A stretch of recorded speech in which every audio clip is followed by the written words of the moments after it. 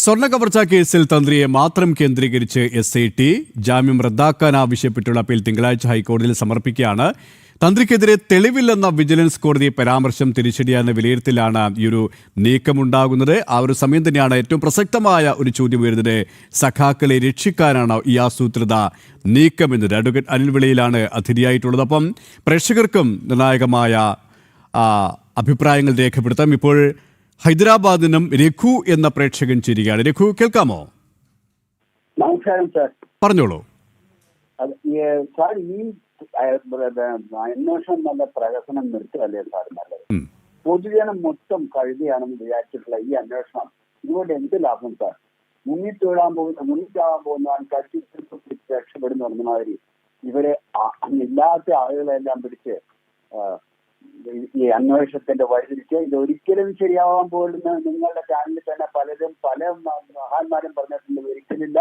ഇവരും ഞങ്ങളെ സാധുക്കളായ ജനങ്ങളുടെ കണ്ടിൽ പൊരുങ്ങിടാൻ വേണ്ടിയിട്ട് ഒരു കഥയുണ്ടാക്കിയിരിക്കുന്നതാണ്. ഇത് നിർത്തേണ്ട കാലം അവസാനിച്ചു. വെങ്കടേഷിന് കുറച്ചെങ്കിലും ഇതുണ്ടെങ്കിൽ ഇതിൽ നിന്ന് അദ്ദേഹം നീങ്ങി എനിക്ക് കണ്ടുപിടിക്കാൻ സാധിക്കുന്നില്ല. കാരണം ഇതുവരെയും അദ്ദേഹത്തിന് ഒരു 20 മുതൽ പോലും കണ്ടുപിടിക്കാൻ സാധിച്ചില്ല. പിന്നെ സന്തോഷമാണ് സാർ. യെസ്, വളരെ നന്ദി രഘു, ഈ ഒരു സമയം ഞങ്ങളോട് സഹകരിച്ചതിന്. അഡ്വക്കേറ്റ് അനിൽ വിളയിൽ, പ്രേക്ഷകർ ഓരോരുത്തരും വ്യക്തമാക്കുന്നത് അത് തന്നെയാണ്. ഒരു നെറികെട്ട രാഷ്ട്രീയം തന്നെയാണ് ഈ സർക്കാരിൻ്റെ ഭാഗത്തിനും ഉണ്ടാകുന്നത് ഈ ഒരു വിഷയത്തിൽ. അല്പസമയം മുമ്പ് ഫാദർ അടക്കം സൂചിപ്പിച്ചൊരു കാര്യമുണ്ട്. കക്ഷി രാഷ്ട്രീയ ഭേദമന്യേ പൊതുസമൂഹം ഇത് കൃത്യമായും വ്യക്തമായും തിരിച്ചറിയുന്നുണ്ട്. അതുകൊണ്ട് തന്നെ അവർ ശക്തിയുക്തം എതിർക്കുകയുമാണ്, അല്ലേ? അതെ, ആ ക്രൈസ്തവ പുരോഹിതൻ വളരെ കൃത്യമായ രീതിയിലാണ് കാര്യങ്ങൾ പറഞ്ഞത്. ബഹുമാനപ്പെട്ട കൊല്ലം വിജിലൻസ് ജഡ്ജിയുടെ ഓർഡറിനകത്തും ഇക്കാര്യങ്ങൾ തന്നെയാണ് പറഞ്ഞിരിക്കുന്നത്. അഡ്മിനിസ്ട്രേറ്റീവ് ആയിട്ടുള്ള യാതൊരു കാര്യങ്ങൾക്കും അധികാരമില്ലാത്തൊരു ഒരു തന്ത്രി എന്നല്ല, തന്ത്രിമാർക്ക് ദേവസ്വം മാനുവൽ അനുസരിച്ചുകൊണ്ട് ചില പരിമിതമായിട്ടുള്ള റോള് മാത്രമേ ഉള്ളൂ. ക്ഷേത്രങ്ങളുടെ ദൈനംദിനമായ പൂജാവിധികൾ, താന്ത്രിക പ്രാധാന്യമുള്ള വിഷയങ്ങളിലുള്ള അഭിപ്രായങ്ങൾ നൽകി തുടങ്ങിയ കാര്യങ്ങൾ മാത്രമേ തന്ത്രിയെ സംബന്ധിച്ചിടത്തോളം ഉള്ളൂ. ഇതിനകത്ത് വിജിലൻസ് ജഡ്ജിയുടെ ആ ഓർഡറിനകത്ത് ഏകദേശം 10ഓളം കാരണങ്ങളാണ് ഈ തന്ത്രിക്ക് ജാമ്യം അനുവദിച്ചുകൊണ്ട് അദ്ദേഹം 1, 2, 3 എന്ന അക്കമിട്ട് വ്യക്തമാക്കിയത്. അതിനകത്തെ ഒന്ന് മാത്രമാണ് നമ്മൾ ചർച്ച ചെയ്യുന്ന ഈ വിഷയം എന്നുള്ളത്. വളരെ കൂടുതൽ കാര്യങ്ങൾ ആ പൊതുസമൂഹത്തിലെ എല്ലാവരും തന്നെ കഴിഞ്ഞ കുറേയേറെ നാളുകളായി ഈ ജാമ്യത്തിന്റെ ഉത്തരവുമായി ബന്ധപ്പെട്ട പലവിധമായ ചർച്ചകൾ നടത്തി. അത് നോക്കുമ്പോൾ കൃത്യമായ രീതിയിൽ SIT എത്രമാത്രം ആസൂത്രിതമായ രീതിയിലാണ് തന്ത്രിക്കെതിരെ ഒരു FIR അല്ല, ഒരു റിമാൻഡ് റിപ്പോർട്ട് ഇട്ടതെന്ന് കാണാൻ സാധിക്കും. ആ റിമാൻഡ് റിപ്പോർട്ട് എല്ലാം കെട്ടിപ്പടുത്ത കള്ളങ്ങളായിരുന്നു എന്ന് അക്കമിട്ട് പൊളിച്ചിരിക്കുകയാണ് ബഹുമാനപ്പെട്ട വിജിലൻസ് ജഡ്ജി. എന്തൊക്കെയായിരുന്നു എന്ന് പറഞ്ഞത് നമ്മൾ ഒരു കാര്യം, അതൊക്കെ പോട്ടെ, എന്തുമായിക്കൊള്ളട്ടെ. ഒരു ജില്ലാ ജഡ്ജി ആയിട്ടുള്ള വ്യക്തി ഈ തന്ത്രിയുടെ തന്ത്രി പ്രതിസ്ഥാനത്ത് നിൽക്കുന്ന പ്രമാദമായിട്ടുള്ള ഈ കേസിനകത്ത് ഒരു കണ്ണടച്ചുകൊണ്ട് ജാമ്യം നൽകുമെന്ന് നമുക്ക് വിശ്വസിക്കാൻ സാധിക്കുമോ? ഹൈക്കോടതി ഡിവിഷൻ ബെഞ്ച് ദൈനംദിനമായ എല്ലാ കാര്യങ്ങളും നോക്കുമ്പോൾ തികഞ്ഞ ഉത്തരവാദിത്വത്തോടുകൂടി പഴുതുകൾ അടച്ചുകൊണ്ടുള്ള ഒരു ഓർഡറാണ് ജില്ലാ ജഡ്ജി പുറപ്പെടുവിച്ചിരിക്കുന്നത്. ഇനി അതിന്മേൽ യാതൊരു വിധമായിട്ട് ഇനിയും എന്താ സംഭവിക്കാൻ പോകുന്നത്?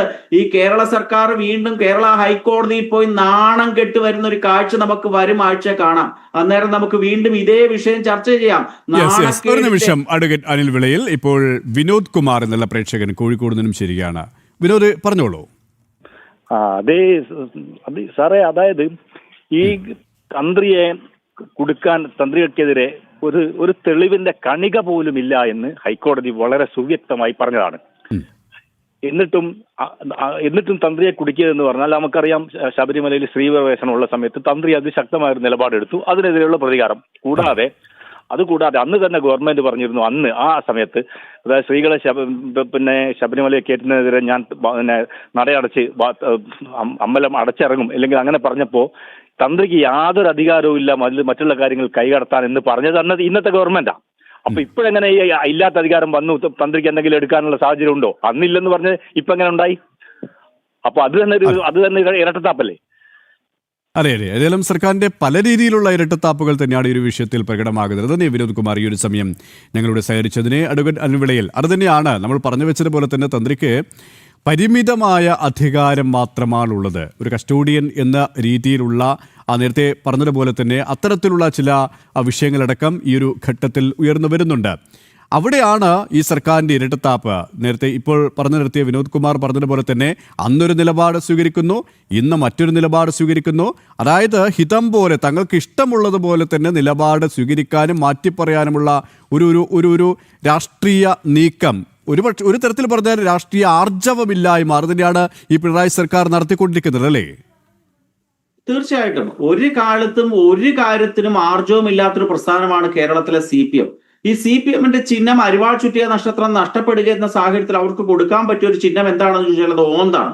കാരണം ഇതേപോലെ ഓന്തിനെ നാണിപ്പിക്കുന്ന രീതിയിൽ നിറം മാറുന്ന ഒരു പ്രസ്ഥാനം ഉണ്ടായെങ്കിൽ നിലപാടുകളുടെ കാര്യത്തിൽ എല്ലാ കാലത്തും അഭിപ്രായ വ്യത്യാസമുള്ള ഒരു പ്രസ്ഥാനമായി CPM മാറി. ഈ തന്ത്രിയെ കുടിക്കിയത് മാത്രമല്ല, ഏത് വിഷയവും കേരള സാഹചര്യത്തിൽ ഏതും എടുത്തു നോക്കൂ. ഇപ്പൊ യുവതീ പ്രവേശനവുമായി ബന്ധപ്പെട്ട ബഹുമാനപ്പെട്ട സുപ്രീം കോടതിയില് ഹർജി പരിഗണിക്കാൻ പോവുകയാണ്. നാളിതുവരെ ദേവസ്വം ബോർഡും സംസ്ഥാന സർക്കാരും എടുത്ത നിലപാട് എന്തായിരുന്നു? യുവതികളെ പ്രവേശിപ്പിക്കണം, അവർക്ക് വേണ്ട സംരക്ഷണം ഞങ്ങൾ തരുമെന്ന നിലപാടെടുത്തവര് തീർത്തും അതിന് വിരുദ്ധമായി കടകം മറിഞ്ഞുകൊണ്ട് പുതിയ ഒരു അവിടെയും ഇരട്ടത്താപ്പ് തന്നെയാണ്. ഒരു നിമിഷം ഇപ്പോൾ ആലപ്പുഴയിൽ നിന്നും ബാബു എന്നുള്ള പ്രേക്ഷകൻ ചിരിക്കുകയാണ്. ബാബു പറഞ്ഞോളൂ. നമസ്തേ. ഈ ഭരണപക്ഷമാണെങ്കിൽ അവർക്ക് അമ്പലം കൊള്ളയടിച്ചാണേലും ശബരിമല കൊള്ളയടിച്ചാണേലും പണം സമ്പാദിക്കണം. ഈ പ്രതിപക്ഷമാണെങ്കിൽ അവർക്ക് കലക്ക് വെള്ളത്തിൽ മീൻ പിടിക്കണം. പിന്നെ ഇവിടെ കുറെ ഉദ്യോഗസ്ഥന്മാരെ സർക്കിളും SP ഒക്കെ ഇതിനെ നിയമിക്കും. അവർക്കൊന്നും ഈ സർക്കാരിനെതിരെ SIT ആണെങ്കിലും മറ്റുള്ളവരാണ് സർക്കാരിനെതിരെ ഒരു കാര്യം പോലും പറയാൻ പറ്റത്തില്ല. കാര്യം അവർക്ക് അവരുടെ മുന്നോട്ടുള്ള സർവീസ് ഇങ്ങനെ കൂളായിട്ട് പോകണം. അപ്പം ഇതിനൊക്കെ ഈ അഡ്വക്കേറ്റ് അനിൽ പിള്ളയിൽ അവിടെ ഇരിപ്പുണ്ട്, ഒന്ന് പറയണം. ഇതിനൊക്കെ ഒരു SPക്ക് മുകളിലുള്ള ഒരു ഉദ്യോഗസ്ഥന്മാരെ കൊണ്ട് അന്വേഷിച്ചതിലെ ഇതുകൂട്ടുള്ള മുഖ്യമായ കാര്യങ്ങൾ ഇത് പണം കൊള്ളയാണ്. ഇതൊക്കെ SITക്കും ഇവർക്കെല്ലാം അന്വേഷിക്കാവുന്ന ഈ പണം കൊള്ളയൊക്കെ കണ്ടുപിടിക്കണം. ഇത് മനുഷ്യരെ നാട്ടുകാരെ ബുദ്ധിമുട്ടിക്കുന്ന നാട്ടുകാരെ വെറും ഇങ്ങനെ ഒരു അറിവില്ലാത്തവരെ ആക്കുന്ന ഒരു പരിപാടിയായിരുന്നു. ഈ നാട്ടുകാരെ വേപ്പുണ്ടാകുന്ന പരിപാടിയാണ്. ഈ പരിപാടി സർക്കാർ നിർത്തണം. ഇതൊക്കെ നിങ്ങൾ ശക്തമായിട്ട് പ്രതികരിക്കണം ഇതിലേക്ക്. നന്ദി ബാബു, ഈ ഒരു സമയം ഞങ്ങളോട് സഹകരിച്ചതിന്. അഡ്വക്കേറ്റ് അൻവിളയിൽ അത് തന്നെയാണ് സാധാരണക്കാരായ ആൾക്കാർ, പൊതുസമൂഹം കൃത്യമായും ഇത് തിരിച്ചറിയുന്നുണ്ട്. എന്തുകൊണ്ട് ഇടത് സർക്കാർ ഇപ്പോൾ ഇത്തരത്തിലുള്ള ഒരു നീക്കം നടത്തുന്നു? നേരത്തെ പറഞ്ഞു വെച്ചതുപോലെ തന്നെ മുൻ ദേവസ്വം മന്ത്രി കടകംപള്ളി ഇപ്പോഴും വെളിയിലാണ്, PS പ്രശാന്ത് വെളിയിലാണ്. 14ഉം 15ഉം പ്രതിപട്ടിക എന്തുകൊണ്ട് ഒഴിച്ചിട്ടു എന്നുള്ള ചോദ്യത്തിന് വ്യക്തമായ ഉത്തരം സർക്കാരിന് നൽകാനാകുന്നില്ലെങ്കിലും ജനങ്ങൾക്കത് തിരിച്ചറിയാൻ സാധിക്കുന്നുണ്ട്. പക്ഷേ അവിടെ എന്തുകൊണ്ട് അവരിലേക്ക് ചോദ്യങ്ങൾ എത്തുന്നില്ല? ഇവിടെ ഈ തന്ത്രിയെ കൊടുക്കാനുള്ള നീക്കം നടക്കുന്നു, അറസ്റ്റ് ഉൾപ്പെടെയുള്ള നീക്കം. ഇതൊക്കെയും വളരെ വേഗത്തിലാണ്, അതിവേഗത്തിലാണ് നടപടികൾ ഉണ്ടായത്. നേരത്തെ N. വാസുവിലേക്കും പത്മകുമാറിലേക്കും മുരാരിയിലേക്കും പോറ്റിയിലേക്കും കാര്യങ്ങൾ എത്തിയപ്പോഴും ഇത്തരത്തിലുള്ളൊരു വേഗതയുണ്ടായില്ല. ആ വേഗത എന്തുകൊണ്ട് എന്ന ഒരു സംശയം പൊതുസമൂഹത്തിനുണ്ടായിരുന്നു. ആ സംശയത്തിന് കൃത്യമായ ഉത്തരവ് ലഭിച്ചു. ഓരോ ദിവസവും അതിന് ഉത്തരം ലഭിച്ചുകൊണ്ടിരിക്കുകയുമാണല്ലേ? അതെ, തീർച്ചയായിട്ടും. നമ്മൾ ഇതിന്റെ ഒരു രാഷ്ട്രീയമാണെന്ന് നോക്കുമ്പോൾ പയ്യന്നൂരില് മധുസൂദനൻ എന്ന് പറയുന്ന ഒരാള് കള്ളം കാണിച്ചു എന്ന് കുഞ്ഞികൃഷ്ണൻ എന്ന് പറയുന്ന CPM-ന്റെ നേതാവ് വിളിച്ചു പറഞ്ഞപ്പോൾ തന്നെ, ഒരു ആരോപണം ഉന്നയിച്ചപ്പോൾ തന്നെ കുഞ്ഞികൃഷ്ണനെ പുറത്താക്കിക്കൊണ്ട് അവിടെ ചെന്ന് പ്രസംഗിക്കാനുള്ള ആർജവം കാണിച്ച ഗോവിന്ദൻ മാസ്റ്റർ പത്തനംതിട്ടയിൽ വന്ന പത്മകുമാറിനെതിരെ എന്താണ് പറഞ്ഞത്? അദ്ദേഹം ഇപ്പൊ ജയിലിൽ കിടക്കുന്നല്ലേ ഉള്ളൂ. കുറ്റപത്രം ഒന്ന് സമർപ്പിച്ച് അദ്ദേഹത്തിനെ കുറ്റവാളി എന്ന് പ്രഖ്യാപിച്ചിട്ടില്ലല്ലോ. അതുകൊണ്ട് അദ്ദേഹം നിലവിൽ ഏത് പാർട്ടി സ്ഥാനമാണോ വഹിക്കുന്നത് ആ സ്ഥാനം തുടരട്ടെ എന്ന ഒരു നെറികെട്ട രാഷ്ട്രീയ പരാമർശം നടത്തിയ വ്യക്തിയാണ് ഗോവിന്ദൻ മാസ്റ്റർ. അതെന്താണ് സൂചിപ്പിക്കുന്നത്? CPM-ന്റെ പ്രവർത്തകരായിട്ടുള്ള ആൾക്കാർ ഏത് മോഷണം നടത്തിയാലും ഏത് കൊള്ളരുതായ്മ കാണിച്ചാലും അവർക്ക് കുടപിടിക്കാൻ കേരളത്തിലെ CPM നേതൃത്വം തയ്യാറാണ് എന്നുള്ളതിന്റെ പ്രകടമായിട്ടുള്ള സൂചനയായിരുന്നു ഗോവിന്ദൻ മാസ്റ്ററിൽ കൂടി വന്നത്. CPM-ന്റെ പ്രധാനപ്പെട്ട നേതാക്കളാണ് ജയിലിൽ കിടക്കുന്നതും. ഈ പത്മകുമാർ ആയിക്കൊള്ളട്ടെ, വാസു ആയിക്കൊള്ളട്ടെ, ഇവരൊക്കെ തന്നെ അതേപോലെ തന്നെ മറ്റ് പല വ്യക്തികളും CPM-വുമായിട്ട് അടുത്ത ബന്ധമുള്ള വ്യക്തികളാണ്. അവരിലേക്ക് അന്വേഷണം ചെല്ലുമ്പോൾ അത് വലിയൊരു പ്രശ്നവും അതിന്റെ മറവിൽ കൂടി ഈ കടകംപള്ളി സുരേന്ദ്രനിലേക്കും പ്രശാന്തിലേക്കും മുഖ്യമന്ത്രിയുടെ ഓഫീസിലേക്കും അന്വേഷണം പോകരുത് എന്ന് കൃത്യമായ ഒരു നിർദ്ദേശം SITക്ക് ലഭിച്ചിട്ടുണ്ട്. നിർദ്ദേശം തന്നെയാണ് SIT അനുവർത്തിക്കുന്നത്, അവർ പിന്തുടരുന്നത്. എത്താം തിരികെ. ഇപ്പോൾ ചന്ദ്രൻ നായർ എന്നുള്ള പ്രേക്ഷകൻ തിരുവനന്തപുരം പേയാട് നിന്ന് ചേരുകയാണ്. ശ്രീ ചന്ദ്രൻ നായർ, കേൾക്കാമോ? സാർ നടക്കാൻ പാടില്ലാത്തത് നടന്നു കഴിഞ്ഞു. ഏതായാലും സ്വർണ്ണ കൊള്ളയുമായി ബന്ധപ്പെട്ട് അരുതാത്തത് കണ്ടപ്പോൾ തിരുത്താൻ ശ്രമിക്കാമായിരുന്നു തന്ത്രിക്ക്. അല്ലെങ്കിൽ തിരുത്താൻ കഴിഞ്ഞില്ല എന്നുണ്ടെങ്കിൽ ആ സ്ഥാനം ഉപേക്ഷിച്ച് അദ്ദേഹം പോയിരുന്നെങ്കിൽ തന്ത്രി പുരോഗതിന് ജയിലിൽ കിടക്കേണ്ട ഒരു അവസ്ഥ വരൂല. ഇനി ഭാവിയിലുള്ള തന്ത്രിമാർക്കും അതുപോലെ തന്നെ ഇപ്പം ഇരിക്കുന്ന ദേവസ്വം പ്രസിഡന്റിനും ഞാൻ ഈ പറയുന്ന ബാധകമാണ്. അരുതാത്തത് കണ്ടു കഴിഞ്ഞാൽ പ്രതികരിച്ചാൽ നടന്നില്ല എന്നുണ്ടെങ്കിൽ കളഞ്ഞിട്ട് പോവുക, അല്ലെങ്കിൽ ഈ ജയിലിൽ കിടക്കേണ്ട അവസ്ഥ വരും ഭാവിയിലും. Okay sir. യെസ്, നന്ദി ചന്ദ്രനായർ. ഈ ഒരു സമയം പ്രതികരിച്ചതിന്. ഇപ്പോൾ സജീവ് എന്നുള്ള പ്രേക്ഷകൻ ചേരുകയാണ് ആലപ്പുഴയിൽ നിന്നും. സജീവ് പറഞ്ഞോളൂ. സജീവ് കേൾക്കാമോ?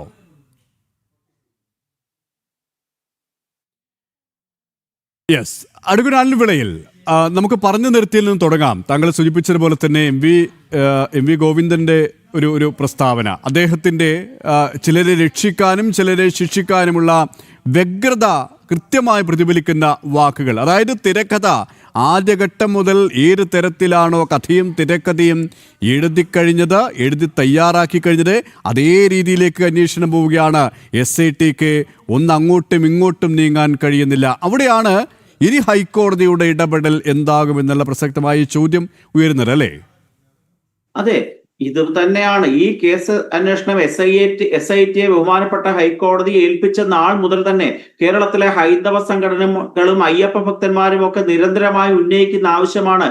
ഈ കേസുമായി ബന്ധപ്പെട്ട കേരള പോലീസിലെ SIT ആയിക്കൊള്ളട്ടെ ആരന്വേഷിച്ചാലും യഥാർത്ഥ പ്രതികളിലേക്ക് അന്വേഷണം എത്തുകയില്ല എന്നും ശാസ്ത്രീയമായ അന്വേഷണം നടക്കുകയില്ല എന്നും ഇതിന്റെ അന്താരാഷ്ട്ര ബന്ധങ്ങൾ പുറത്തു വരില്ല എന്നും കൃത്യമായും ശാസ്ത്രീയമായും തെളിവുകൾ ശേഖരിക്കില്ല എന്നും ഞങ്ങളൊക്കെ പറഞ്ഞിട്ടുണ്ട്. അപ്പോൾ ബഹുമാനപ്പെട്ട ഹൈക്കോടതി പറഞ്ഞത് ഞങ്ങളെ വിശ്വസിക്കൂ, ഞങ്ങൾ അത്രമാത്രം. താങ്കളിലേക്ക് എത്താം. ഇപ്പോൾ കണ്ണൂരിൽ നിന്നും ഗിരിജകുമാരി എന്ന പ്രേക്ഷക ചിരിക്കുകയാണ്. ഗിരിജകുമാരി കേൾക്കാമെങ്കിൽ പറഞ്ഞോളൂ. കേൾക്കാം. കേസ് എവിടെയും എത്താൻ പോകുന്നില്ല. കാരണം അവരെല്ലാം സുരക്ഷിതമാക്കി വെക്കുന്ന രീതിയിൽ തന്നെയാണ് ഉള്ളത്. കാരണം ഇത് വലിയ എന്തോ സംഭവം നടക്കുന്നത് മാതിരിയാണ് ഈ കേസിന്റെ തുടക്കത്തിലുണ്ടായേ. ഇപ്പൊ നോക്കുമ്പോ ശരിക്കും പറഞ്ഞാൽ എല്ലാവരും രക്ഷപ്പെട്ടു പോവുകയാണ്. ഇപ്പൊ തന്ത്രീന ഒരു വെളിയാടാക്കിക്കൊണ്ട് ചെയ്യാന്നാണ് എന്റെ അഭിപ്രായം. ഇനിയിപ്പോ എല്ലാവർക്കും അതുണ്ടോന്ന് എനിക്കറിയില്ല. ശരിക്കും പറഞ്ഞു കഴിഞ്ഞാൽ ഇത് കടകംപള്ളിയിലല്ല നിൽക്കേണ്ടത്, മുഖ്യമന്ത്രി തന്നെ നിൽക്കേണ്ടത്. നമ്മളിപ്പം പറയുന്നത് കടകംപള്ളി വരെ അല്ല, അതിന് മുകളിൽ തന്നെയുണ്ട്. കാരണം ഇത് നിങ്ങൾ പറയുന്നത് ഈ കട്ടിലപ്പാളി ഇത് മാത്രമാണ്. പക്ഷെ ഇതിന് മുമ്പ് ഭക്തജനങ്ങൾ ഈ വർഷങ്ങളിൽ അത്രയും കൊടുത്ത ചെറിയതായാലും വലുതായാലും ഉള്ള എത്രയോ സ്വർണ്ണം ഉണ്ടാവും, എത്രയോ പണം ഉണ്ടാവും. ഇതൊക്കെ ഇവർ തട്ടിയിട്ടുണ്ടാവും. ഇത് ആർക്കും അറിയില്ല. അപ്പോ ഇവർ ഇത്രയും വർഷങ്ങൾ ഇത് തന്നെ ചെയ്തുകൊണ്ട് വന്നിട്ടുണ്ട് എന്ന് നമുക്ക് ഈ ഒരു ചെറിയ കാലയളവിൽ തന്നെ മനസ്സിലായിട്ടുണ്ട്. അപ്പൊ ഇത് അത്രയും എവിടെയാ പോയത്? മൊത്തം ഈ വലിയ നേതാക്കന്മാര് പണ്ട് ശരിക്കും പറഞ്ഞു കഴിഞ്ഞാൽ ഒരു പാവപ്പെട്ടവന്റെ അധ്വാനിക്കുന്നവന്റെ പാർട്ടിയായിട്ട് വന്ന ഇവരിപ്പം മുതലാളിമാരാണ്. ശരിക്കും പറഞ്ഞാൽ ഈ കേസ് എവിടെ എത്തൂല, അവരെല്ലാവരും രക്ഷപ്പെടുത്തി കൊണ്ടുപോകും. TT കേസിലായാലും നോക്കിയാട്ടെ, അവർക്ക് ആർക്കും ഒരു ബുദ്ധിമുട്ടുമില്ല. ഇത് എവിടെ അവർക്കെതിരായി വരുന്ന ഏത് കേസ് ഉണ്ടെങ്കിൽ പോലും അത് മുഴുവനും അവര് ഒന്നും അല്ലാതാക്കിക്കൊണ്ടുവരും. അവര് ഭരണത്തിൽ ഉണ്ടായാലും ശരി ഇല്ലെങ്കിലും ശരി, അതിനുള്ള കഴിവ് അവർക്കുണ്ട്. യെസ്, ഏതായാലും നന്ദി ഗിരിജകുമാരി ഈ ഒരു സമയം ഞങ്ങളോട് സഹകരിച്ചതിന്. ഇപ്പോൾ മാവേലിക്കലിൽ നിന്നും രാജമോഹൻ പിള്ള ചേരുകയാണ്. ശ്രീ രാജമോഹൻ പിള്ള പറഞ്ഞോളൂ. നമസ്കാരം, പറഞ്ഞോളൂ. നമസ്കാരം. കേൾക്കാം, പറഞ്ഞോളൂ.